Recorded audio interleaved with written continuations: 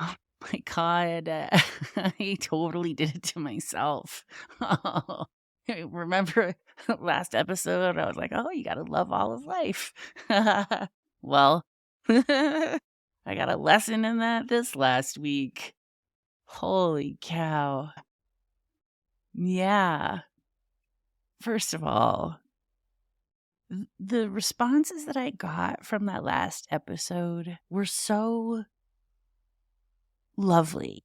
I did not realize how much it would mean to me to talk to other people who are also struggling with their teens. So that was really, really nice. And I was surprised at the reaction that I got. I think there's quite a few people out there who are struggling with their teens right now. Yeah, based on the reception of this last podcast, I would say that's a definite yes.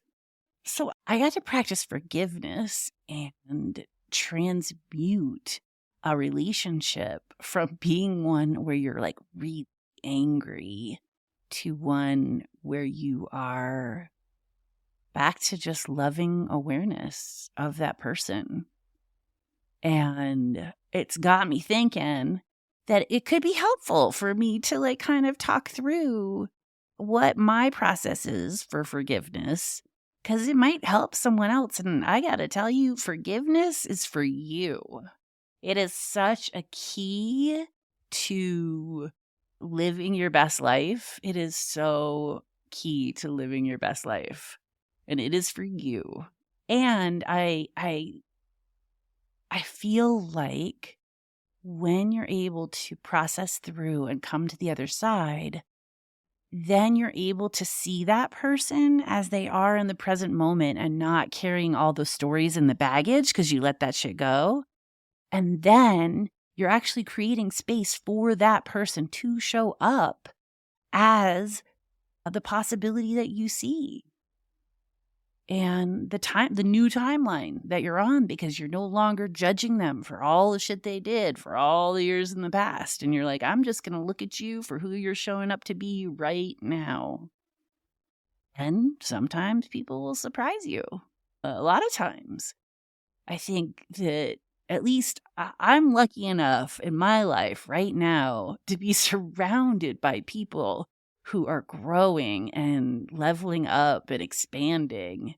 And I mean, I'm not even kidding. Every time I run into someone I know, I am like, I wonder who you are today, because it's just just everything's growing and changing and happening so fast.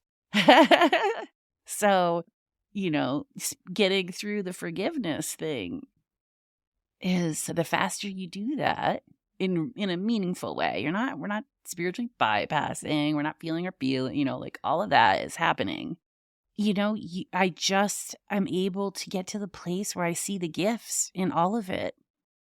And the gifts are so enormous. They're so powerful. They're so brilliant that how could I possibly stay mad at this thing that gave me this gift?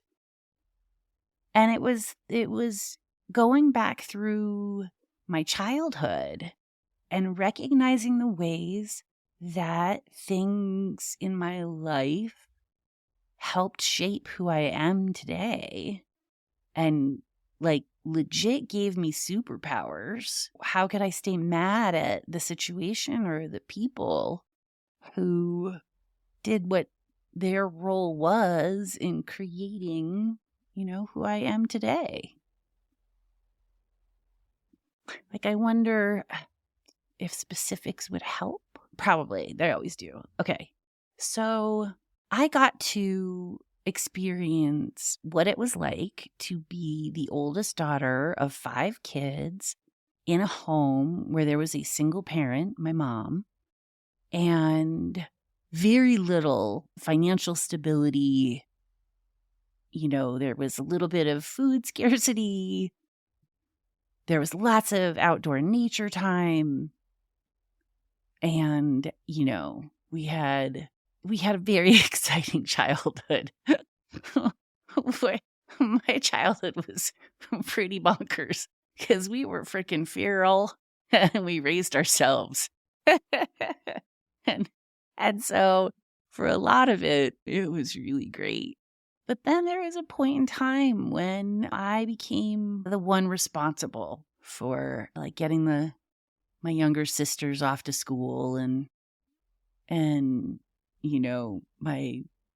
my brother went the other route. He just stopped going to school. But I was trying to keep that shit together.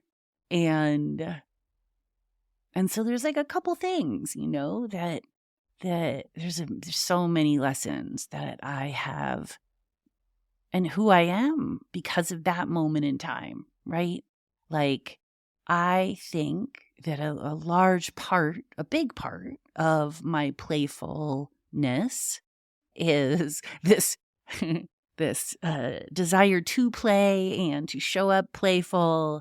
I think that, I grew up partly feral with a large, contingent of brothers and sisters who were also feral. And then at some point that changed, right? And then I became the responsible party. And that was not fun, A. And B, I think I feel like I missed out on some play. So it's a value of mine. And I love that I am like this. And so how could I ever like even think of myself as or the people involved in that all of the factors that came into play for both of those scenarios, where you just have to be like, yeah, that's a superpower. I have a superpower. And I had a I have so many stories from my childhood that are just insane. And so getting to the other side of that, right? Like once you can really feel into what it was that experience gave you, what was the gift? And then you can release the harm and you can lean into the gifts.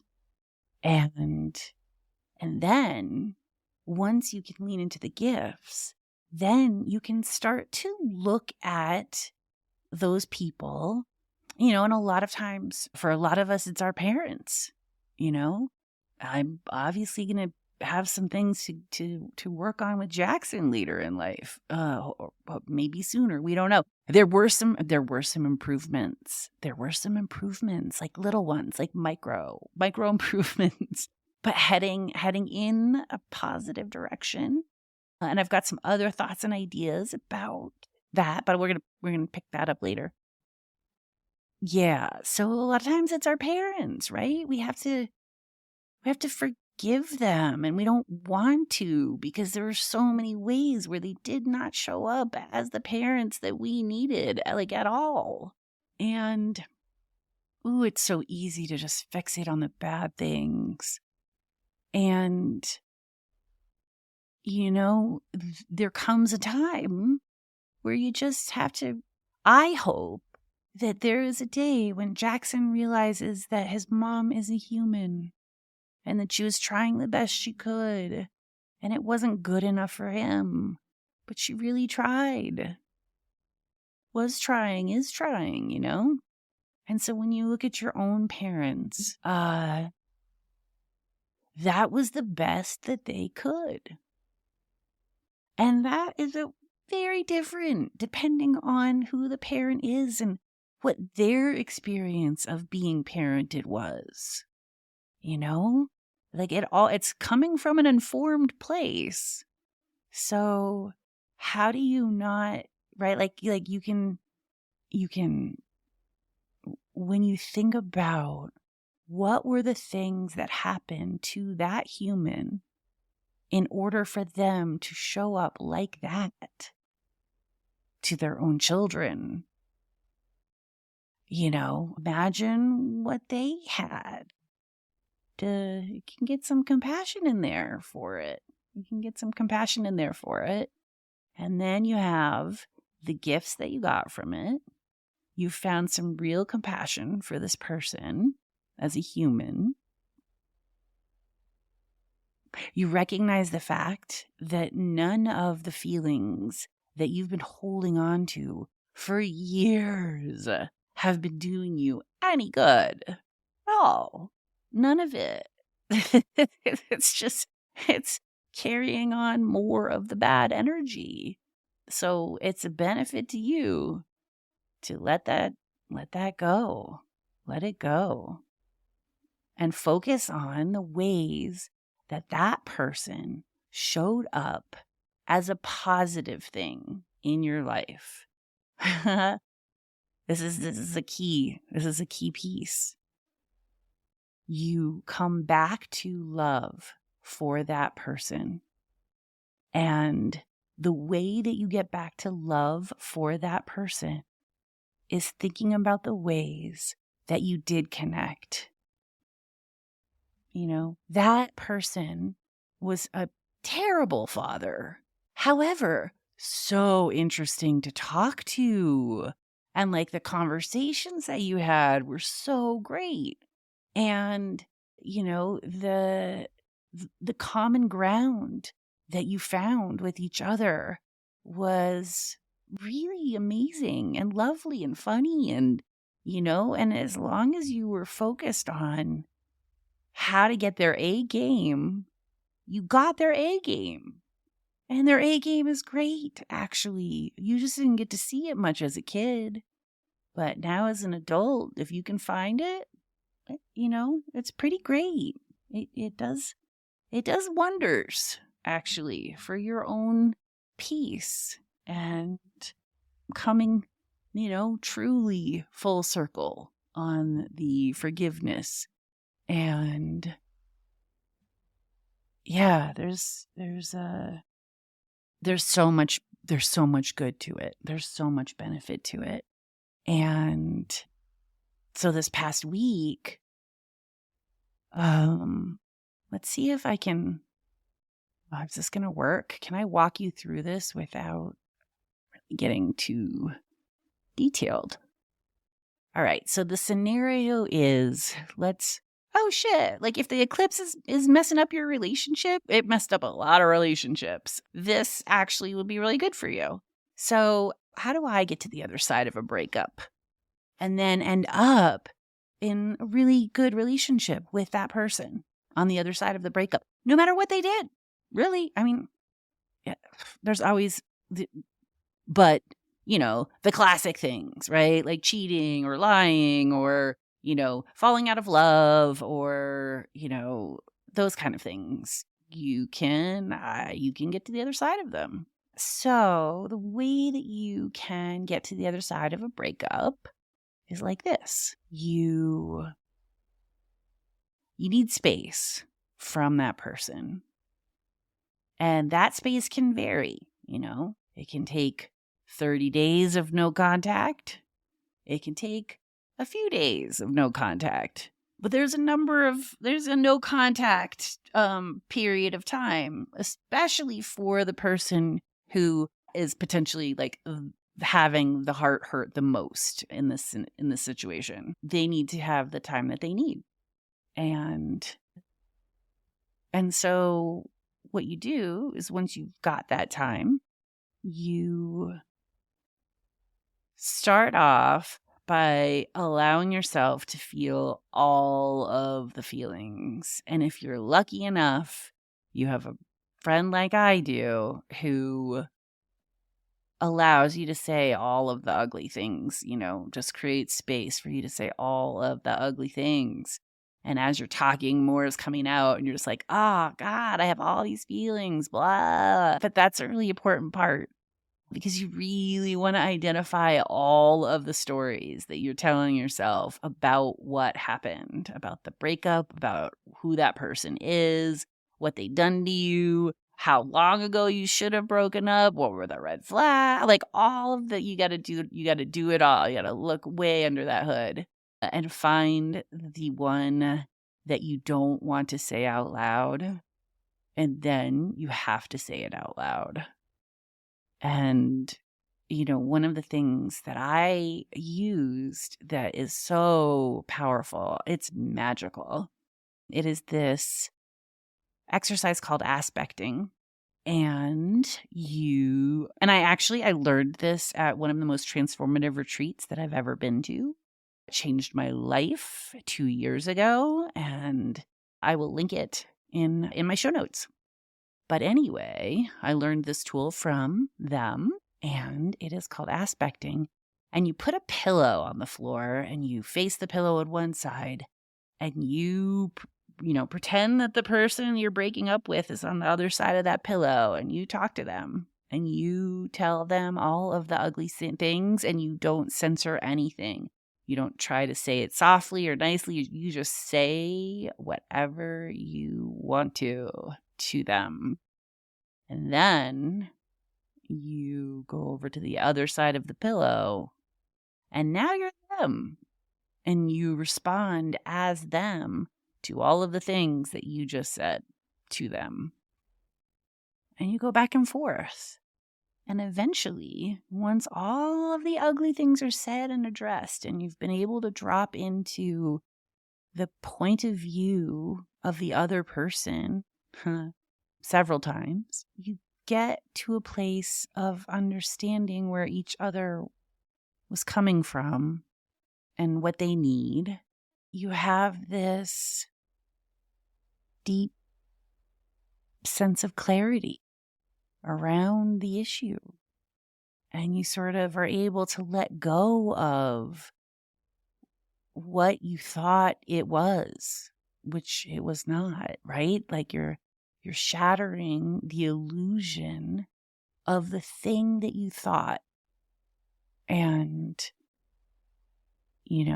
that's a hard one, but it's also really healing to just get real with what is the actual relationship. Because once you do that, then you can look at that person and think, well, what are the ways that we really connect? What are the ways that we light each other up? What are the things that we can do to support each other and help each other? Because there was a lot of love there. And if you're the one who, had the harm done to you in this scenario, it's a little bit of a heavier lift for you. But what I can tell you is you get to understand you get to understand the limitations of the person that you love. And then you also get to then choose what your boundaries are with that person, what level of relationship you're willing to engage with them on, so that there is no harm. And that's your job. You need to figure that out. You can decide that it is impossible to continue a relationship with this human without harm. That's absolutely on the table, but you're being conscious about that. And you could also, especially if you have community involved, if you have shared lives in a lot of ways, if you have shared kids, especially, if you can get to the other side and come back to a place where you get to just enjoy the best of that person and you get their A game and you just let the rest of it go, that's the best. And so then part of the process, especially if you're with someone who you love and now you're going to continue hanging out with this person that you love and you're not going to have the relationship that you had before, you take the thing that was, this this beautiful thing that was. You like, edit it back to the sort of most potent time. And then you think about, like, what did you learn? What were the gifts that relationship gave you? And those gifts of that relationship were so powerful and so amazing and so formative about, like, what I want moving forward and, who I am and my desire, all of it. So good. So, you get to look at that and say, you know what? That was perfect. That thing right there in that bubble, that moment in time, that relationship was in its best form, did so much to teach me. And lots of it was so fun. Man, like, love is fun. Romantic love is so fun. You just want to ride that wave as long as possible.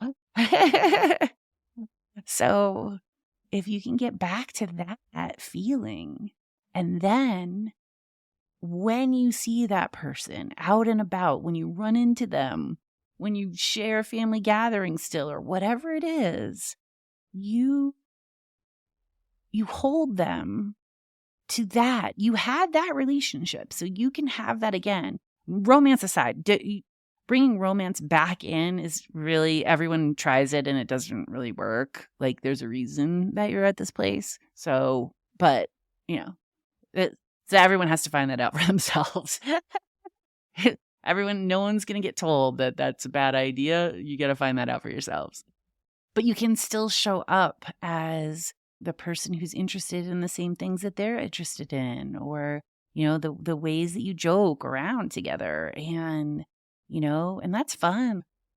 So forgiveness as an art form, and much like any creative project, if you do it for you, it works out the best.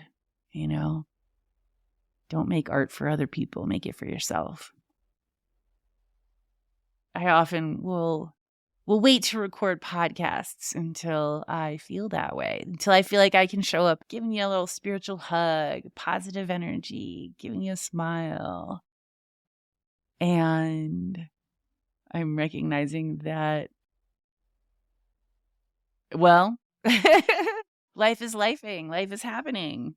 And either I'm going to be consistent, or I am going to wait until life stops lifing. And right now, I don't see that happening. So hopefully, now that I've gotten this episode out of my system, I do have really fun things to talk about. But I think, we'll have to wait until the next episode. Oh, God. It's not boring.